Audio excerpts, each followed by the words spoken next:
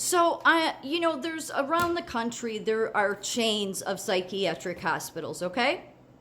And many times, especially the chains that are like just have, monopolies all over the country by the same people, or by the same organization. They're usually the most dangerous. They have the least amount of staff. They seem to go out of their way to make it dangerous. And the longer they're allowed to continue in their activities, and the C-suite isn't put behind bars, or the the CEOs, they're never held accountable because we don't have any agencies that hold them accountable. The worse they get, okay? So I'm getting to a point here because I mentioned on my other videos today about Scott Nolan Hospital, that it was formerly Forest Hospital, right outside of Chicago in Des Plaines, Illinois. They had to settle because they were involved in Medicare fraud, okay? And so they had to settle for $4 million. To settle, Maryville Academy, which was a children's orphanage, bought Old Forest Hospital, but they didn't buy it. They had tight ties with the Rice Foundation. The Rice Foundation bought it. That's why it was called the Scott Nolan Hospital. It was named after Peter Nolan's deceased brother. And Peter J. Nolan just happened to be related to the tech bro there in Silicon Valley, Scott Nolan. That his name's Scott Nolan too. So what's really strange, this is the guy that owned Forest Hospital. This building was Forest Hospital at one time. That I'm going to go back to that other guy in a minute. When he owned it, he was caught.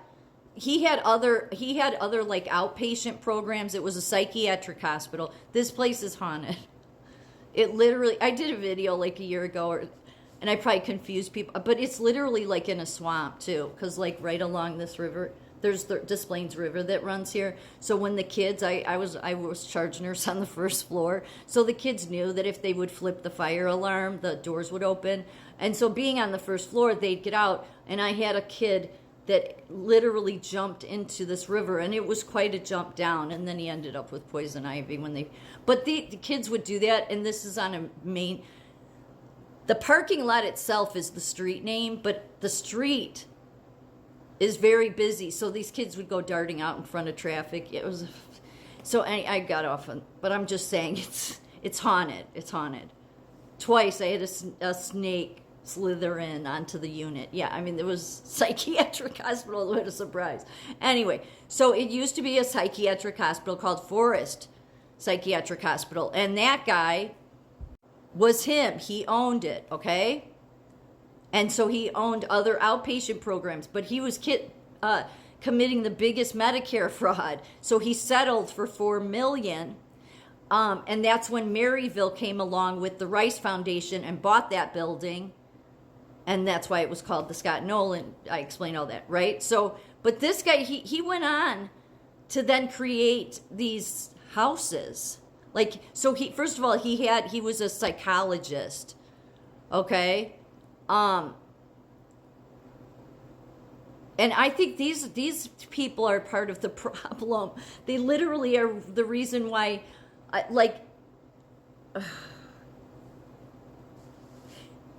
because as time goes on, the psychiatric hospitals that are these chains, they're getting worse.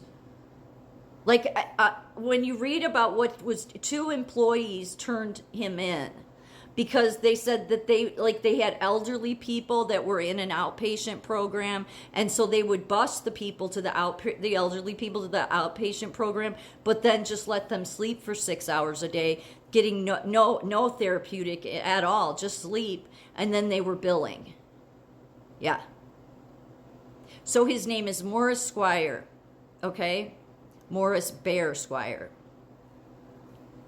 He went on to create the Moishi House.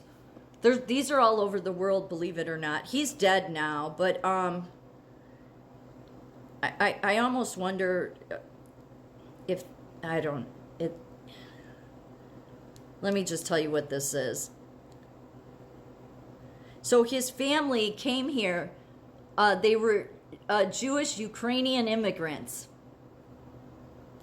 Moesha House is an international nonprofit organization and Jewish outreach initiative. It is made up of a collection of homes throughout the world that serve as hubs for young adult Jewish community with an emphasis on ages 21 to 32. You know, it sounds like what Peter Thiel does with all the young people. So it was founded by that guy I just showed and this other guy. It provides, they basically pay the rent. They help them set up their community and they help with budgets. And then they use the homes to create Jewish community space. It is pluralistic and open to Jews of all backgrounds.